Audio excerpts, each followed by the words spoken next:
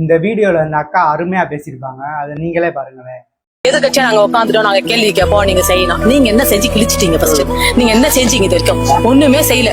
உங்க ஆட்சியில ஓட்டு போடணும்னு முக்கியமா யாரா வந்தாங்களா? ஐயோ ஓட்டு போட நான் போறேன்னு இப்ப எல்லாருமே ஓட்டு போட போகணும்னு லாஸ்ட் மந்த் தான் இப்ப ஓட்டு. இன்னைக்கு கரெக்டா 23 போன 23 ஓட்டு போட போறோம். நான் ஊர்ல இருந்து வந்த கிளம்பி ஐயோ அண்ணனுக்கு போய் ஓட்டு போடணும்னு சொல்லிட்டு இந்த போன முறை அப்படி வரவே இல்லை. ஓட்டு போட வேணாம், யாரா ஜெயிச்சுட்டு போறாங்க, நம்ம கஷ்டப்பட்டாதான் நம்மளுக்கு. இப்ப அப்படி கிடையாது. நம்ம நான் கஷ்டப்பட்டதான் எனக்கு. ஆனா எந்த பிரச்சனை இல்லாம இருக்கிறோம்ல. என்ன சொல்றாங்கன்னா நம்ம கஷ்டப்பட்டாதான் நமக்கு சாப்பாடு, யார் ஜெயிச்சா நம்மளுக்கு என்ன போகுது.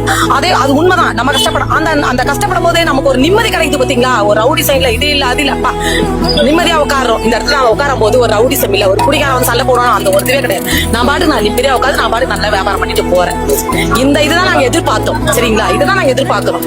நான் ஒரு 11 மணிக்கு நான் போவேன், நான் தைரியமா போவேன். ரோட்ல போகும்போது முதல்ல பயந்து தான் போவேன். ஐயோ நம்ம போறமே, எவன் வருவானோ, குருஷி எவன் நிப்பானோ அந்த இடத்துல, ஐயோ எவன் ரவுடி பையன் வருவானோ, அந்த பயமே இப்ப எங்களுக்கு. உண்மையை உறக்க சொல்லியிருக்காங்க, அருமையா பேசியிருக்காங்க.